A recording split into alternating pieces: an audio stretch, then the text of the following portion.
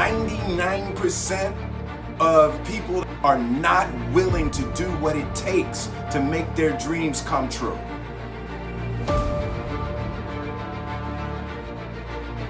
The Marines have a saying, everybody wants to go to heaven, but nobody wants to die.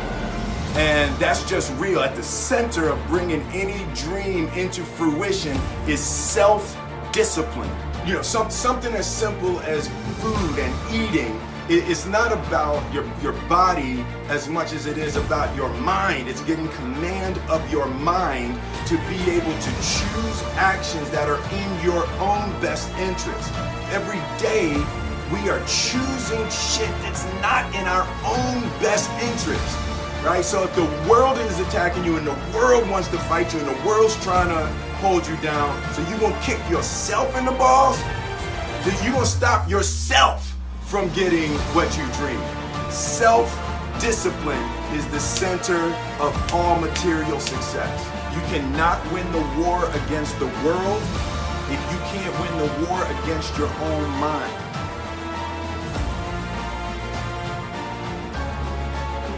I believe that self-discipline is the definition of self-love.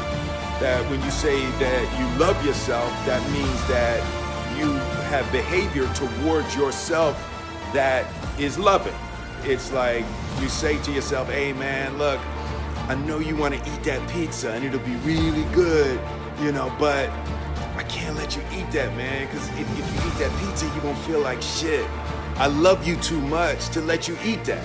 And I think the word discipline has kind of gotten a bad name. We think about it in terms of punishment. I'm not talking about discipline in that way. I'm talking about discipline in the sense that you forego immediate pleasure for the exchange of long-term self-respect.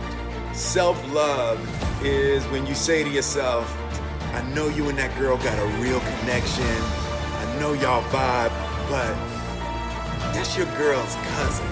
So I love you too much to let you do that. Self-love is, hey, look, I know you got a test on Monday, you know, and I know you really want to go out with your friends. It's Saturday night, you want to go out, but if you fail that test, you're not going to feel good about yourself. You know, I love you too much to let you go out tonight. Self-discipline is self-love.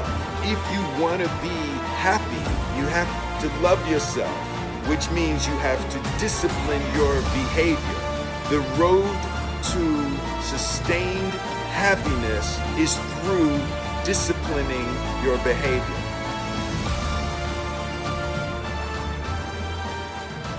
The concept of improving lives runs through the center of everything I do. And then I realized that the way to improve lives is to continually improve yourself.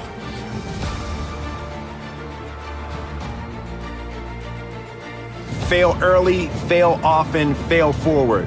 You know, it's always a little bit frustrating to me when people have a negative relationship with failure. Failure is a massive part of being able to be successful. You have to get comfortable with failure. You have to actually seek failure. Failure is where all of the lessons are. You know, when you go to the gym and you work out, you're actually seeking failure. You want to take your muscles to the point where you get to failure, because that's where the adaptation is. That's where growth is. Successful people fail a lot. They fail a whole lot more than they succeed, but they extract the lessons from the failure and they use that, the energy, and they use the wisdom to come around to the next phase of success. You gotta take a shot. You have to live at the edge of your capabilities. You gotta live where you're almost certain you're going to fail. That's the reason for practice. Practice is controlled failure. You're getting to your limit, getting to your limit, getting to your limit. You can't lift that. You can't do that until you get to the point that all of a sudden your body makes the adjustment and then you can do it. Failure actually helps you to recognize the areas where you need to evolve. So fail early, fail often, fail forward.